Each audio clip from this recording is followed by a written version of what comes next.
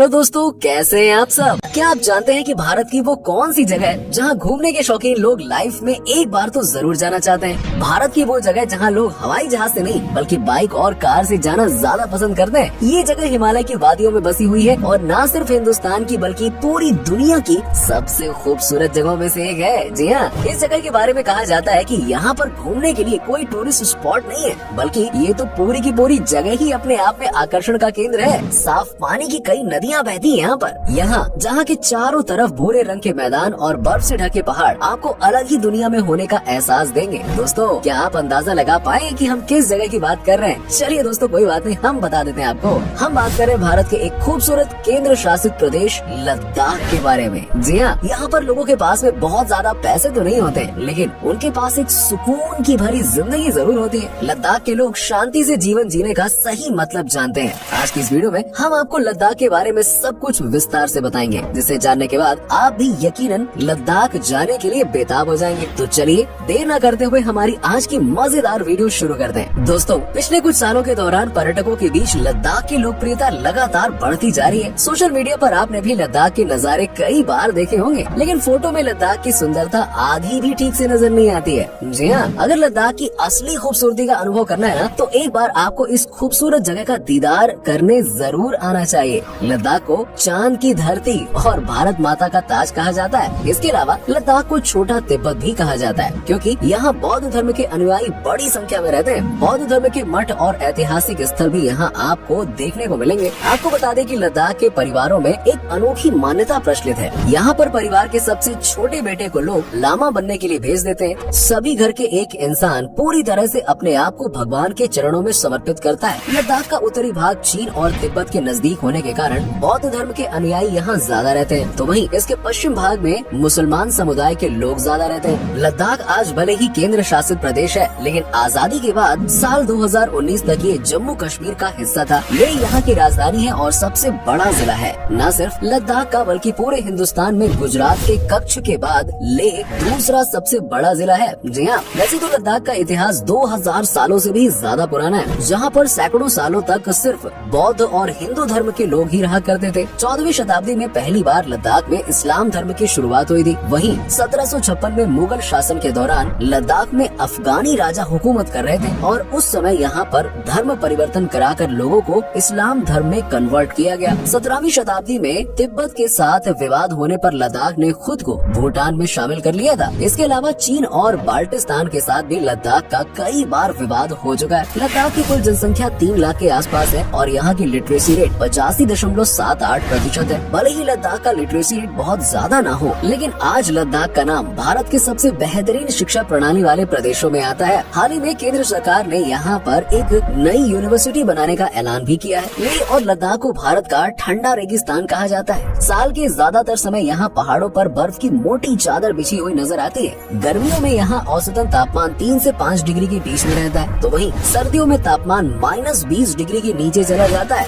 लद्दाख में बोली जाने वाली सबसे प्रमुख भाषा हिंदी और अंग्रेजी है, लेकिन इसके अलावा लद्दाखी, तिब्बती, बाल्ती और पुर्की जैसी भाषाएं भी यहाँ पर अच्छी खासी बोली जाती हैं। आपकी जानकारी के लिए बता दें कि लद्दाख घूमने जाने के लिए इनर लाइन परमिट की जरूरत पड़ती है, लेकिन जम्मू कश्मीर के नागरिकों और 12 साल से कम उम्र के भारतीयों को ये परमिट लेने की आवश्यकता नहीं है। बाकी सभी देशी और विदेशी पर्यटकों को ये परमिट लेना अनिवार्य है। दोस्तों, लद्दाख का एकमात्र एयरपोर्ट लेह में स्थित है, लेकिन अगर इस प्रदेश की खूबसूरती का असली आनंद लेना है ना, तो यहाँ पर आपको बाय रोड आना चाहिए यार। हवाई जहाज से बैठ के क्या दिखेगा यार, रोड से आओ, नेचुरल चीजें दिखेंगी, मजा आ जाएगा। आप या तो श्रीनगर से होते हुए या फिर मनाली लेह होते हुए लद्दाख तक पहुँच सकते हैं। सड़क मार्ग से यात्रा का सबसे अच्छा समय मई से सितंबर के बीच में होता है। सर्दियों में यहाँ के ज्यादातर रास्ते बर्फबारी के कारण ठप पड़ जाते हैं। लद्दाख के ज्यादातर हिस्से में बंजर भूमि और रेगिस्तान है, इसीलिए यहाँ पर खेती बहुत कम की जाती है। हालांकि इसके बावजूद हर घर में आपको थोड़ी बहुत खेती होती हुई नजर आएगी। यहाँ पर गेहूँ, जौ, राजमा, खरबूजा और तरबूज आदि मुख्य रूप से उगाए जाते हैं। इसके अलावा पशुपालन भी यहाँ का एक मुख्य व्यवसाय है। हर परिवार के पास यहाँ गाय, बकरी और याक जैसे जानवर हैं। यहाँ के याक को आप ठंडे इलाके का ऊंट भी कह सकते हैं, क्योंकि इसका इस्तेमाल लोग ट्रैवलिंग के लिए भी करते हैं।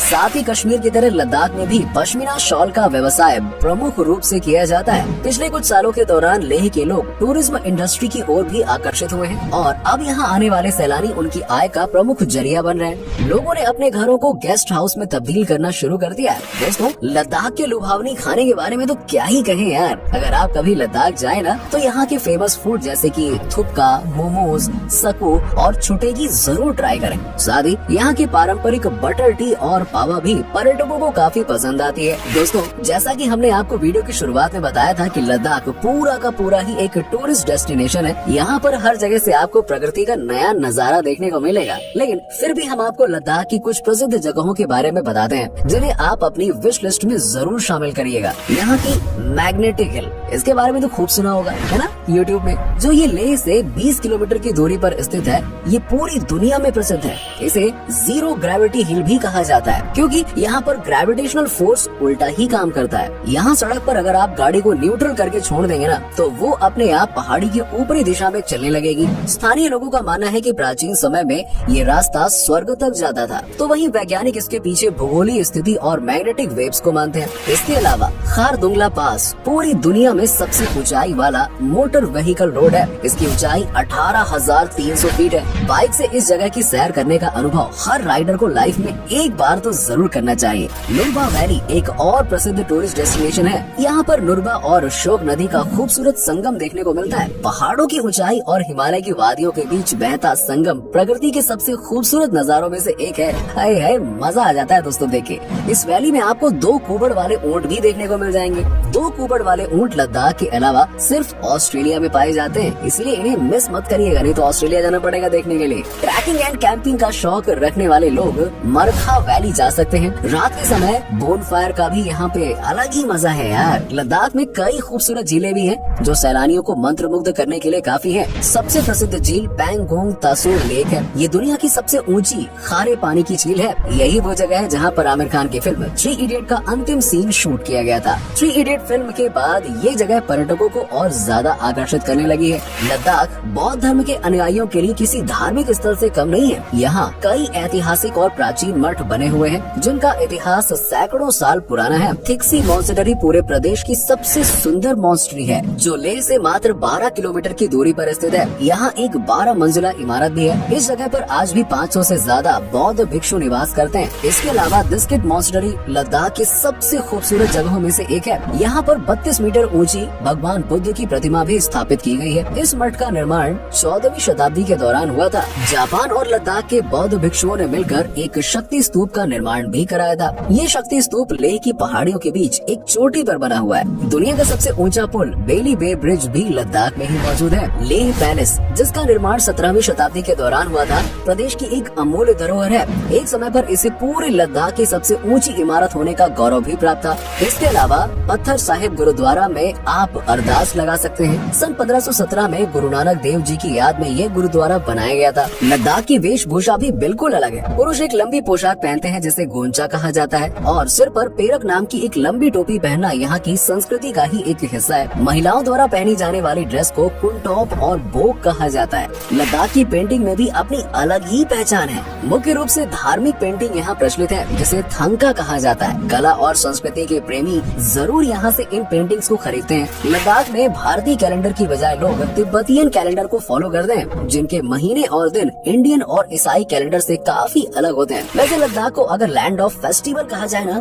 तो गलत नहीं होगा दोस्तों। यहाँ पर पूरे साल विभिन्न त्योहार मनाए जाते हैं। इन त्योहारों में लद्दाख की संस्कृति और परंपरा की अनूठी झलक देखने को मिलती है। लद्दाख महोत्सव यहाँ का सबसे प्रमुख और बड़ा त्योहार है। इस अवसर पर पूरे प्रदेश में बड़े बड़े आयोजन किए जाते हैं। तीरंदाजी प्रतियोगिता, पोलो मैच, संगीत समारोह, मुखौटा नृत्य, मोटरसाइकिल कैंपेन, थंका प्रदर्शनी, स्विमिंग कंपटीशन और कई प्रकार के लोक गीत गाकर लोग इस उत्सव को जमकर मनाते हैं। दोस्तों, इसके अलावा भी लद्दाख में कई और त्योहार मनाए जाते हैं, जैसे कि हेविस्टेसी चू फेस्टिवल जो जून महीने में मनाया जाता है। इस अवसर पर हस्तकला से निर्मित वस्तुओं का मेला आयोजित होता है। फरवरी के दूसरे महीने में डोस मोचे फेस्टिवल मनाया जाता है। 2 दिनों तक चलने वाला ये त्योहार बौद्ध भिक्षु मुख्य रूप से मनाते हैं। इसमें सभी बौद्ध भिक्षु नृत्य करते हैं, प्रार्थनाएं करते हैं। Losar festival festival. लद्दाख और तिब्बतियों के लिए नव वर्ष की तरह होता है ये। इस दौरान लोग बीते साल के बैर भूलकर एक दूसरे को नए साल की शुभकामनाएं देते हैं और जमकर मौज मस्ती करते हैं। इन सब के अलावा हार्वेस्ट फेस्टिवल, सिंधु दर्शन फेस्टिवल और थिक्से जैसे कई पर्व और त्योहार